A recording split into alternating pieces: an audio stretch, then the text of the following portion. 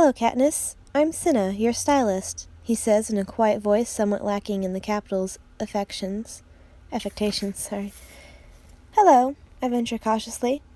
Just give me a moment, all right? He asks. He walks around my naked body, not touching me, but taking in every inch of it with his eyes. I resist the impulse to cross my arms over my chest. Who did your hair? My mother, I say. It's beautiful, classic really, and an almost perfect balance with your profile. She has very clever fingers, he says. I had expected someone flamboyant, someone older, trying desperately to look young, someone who viewed me as a piece of meat to be prepared for a platter. Cinna has met none of these expectations. You're new, aren't you? I don't think I've seen you before, I say. Most of the stylists are familiar, contestants in the ever-changing pool of tributes. Some have been around my whole life. Yes, this is my first year in the games, says Cinna. So they gave you District 12, I say. Newcomers generally end up with us, the least desirable district. I asked for District 12, he says without further explanation. Why don't you put on your robe and we'll have a chat? Pulling on my robe, I follow him through a door into a sitting room. 2 red couches face off over a low table. 3 walls are blank. The 4th is entirely glass, providing a window to the city. I can see by the light that it must be around noon, although the sunny sky has turned overcast.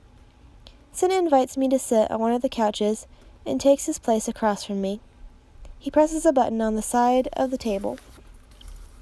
The top splits, and from below rises a second tabletop that holds our lunch. Chicken and chunks of oranges cooked in a creamy sauce laid on a bed of pearly white grain, tiny green peas and onions, rolls shaped like flowers, and for dessert a pudding the color of honey. I tried to imagine assembling this meal myself back home. Chickens are too expensive, but I can make do with a wild turkey. I need to shoot a second turkey to trade for an orange. Goat's milk would have to substitute for cream. We can grow peas in the garden. I'd have to get wild onions from the woods. I don't recognize the grain. Our own tessera ration cooks down to an unattractive brown mush. Fancy rolls would mean another trade with the baker, perhaps for 2 or 3 squirrels. As for the pudding, I can't even guess what's in it. Days of hunting and gathering for this one meal, and even then it would be a poor substitution for the capital version. What must it be like, I wonder, to live in a world where food appears at the press of a button? How would I spend the hours I now commit to combing the woods for sustenance if it were so easy to come by? What do they do all day, these people in the capital, besides decorating their bodies and waiting around for a new shipment of tributes to roll in and die for their entertainment? I look up and find Cinna's eyes trained on mine. How despicable we must seem to you, he says. Has he seen this in my face, or somehow read my thoughts? He's right, though. The whole rotten lot of them is despicable. No matter, says Cinna. So, Katniss, about your costume for the opening ceremonies. My partner, Portia, is the stylist for your fellow tribute, Peeta, and our current thought is to dress you in complimentary costumes, says Cinna. As you know, it's customary to reflect the flavor of the district. For the opening ceremonies, you're supposed to wear something that suggests your district's principal industry. District 11, agriculture. District 4, fishing. District 3, factories.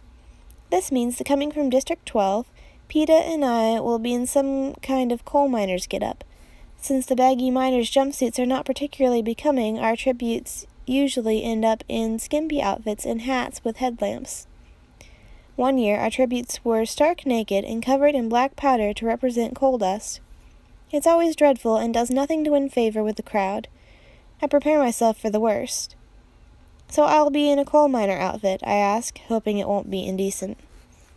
Not exactly. You see, Portia and I think that coal miner thing's very overdone. No one will remember you in that. And we both said it as our job to make the District 12 tributes unforgettable, says Cinna. I'll be naked for sure, I think. So rather than focus on the coal mining itself, we're going to focus on the coal, says Cinna. Naked and covered in black dust, I think. And what do we do with coal? We burn it, says Cinna. You're not afraid of fire, are you, Katniss? He sees my expression and grins. A few hours later, I am dressed in what will either be the most sensational or the deadliest costume in the opening ceremonies. I am in a simple black unitard that covers me from ankle to neck. Shiny leather boots lace up to my knees, but it's the fluttering cape made of streams of orange, yellow, and red, and the matching headpiece that define this costume. Cinna plans to light them on fire just before our chariot rolls into the streets. It's not real flame, of course, just a little synthetic fire Portia and I came up with. You'll be perfectly safe, he says, but I'm not convinced I won't be perfectly barbecued by the time we reach the city's center. My face is relatively clear of makeup, just a little bit of highlighting here and there. My hair has been brushed out and then braided down my back in my usual style. I want the audience to recognize you when you're in the arena, says Cinna dreamily. Katniss, the girl who was on fire. It crosses my mind that Cinna's calm and normal demeanor masks a complete madman. Despite this morning's revelation about Peeta's character, I'm actually relieved when he shows up, dressed in an identical costume. He should know about fire, being a baker's son and all. His stylist, Portia, and her team accompany him, and everyone is absolutely giddy with excitement over what a splash we'll make. Except Cinna. He just seems a bit weary as he accepts congratulations. We are whisked down to the bottom level of the Remake Center, which is essentially a gigantic stable. The opening ceremonies are about to start. Pairs of tributes are being loaded into chariots pulled by teams of 4 horses. Ours are coal black. The animals are so well trained, no one even needs to guide their reins. Cinna and Portia direct us into the chariot and carefully arrange our body positions, the drape of our capes, before moving off to consult with each other. What do you think, I whisper to Peeta, about the fire? I'll rip off your cape if you'll rip off mine, he says through gritted teeth. Deal, I say. Maybe if we can get them off soon enough, we'll avoid the worst burns. It's bad, though. They'll throw us into the arena no matter what condition we're in. I know we promised Haymitch we'd do exactly what they said, but I don't think he considered this angle. Where is Haymitch, anyway? Isn't he supposed to protect us from this sort of thing?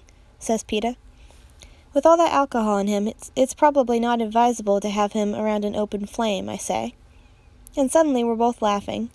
I guess we're both so nervous about the games, and more pressingly petrified of being turned into human torches, we're not exactly sensible.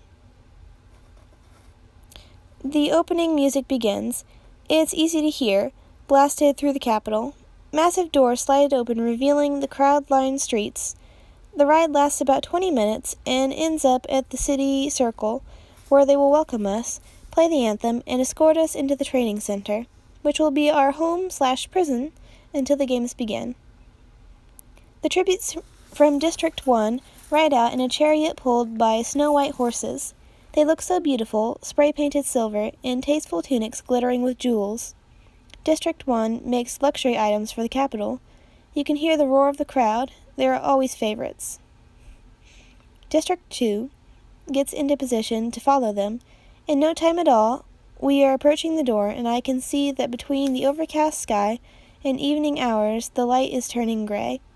The tributes from District 11 are just rolling out when Cinna appears with a lighted torch. Here we go, then, he says, and before we can react, he sets our capes on fire. I gasp, waiting for the heat, but there is only a faint tickling sensation. Cinna climbs up before us and ignites our headdresses. He lets out a sigh of relief. It works. Then he gently tucks a hand under my chin. Remember, heads high, smiles, they're going to love you. Cinna jumps off the chariot and has one last idea. He shouts something up at us, but the music drowns him out. He shouts again and gestures. What's he saying? I ask Peeta. For the first time, I look at him and realize that ablaze with the fake flames, he is dazzling. And I must be, too. I think he said for us to hold hands, says Peeta. He grabs my right hand in his left, and we look to Cinna for confirmation. He nods and gives a thumbs up, and that's the last thing I see before we enter the city.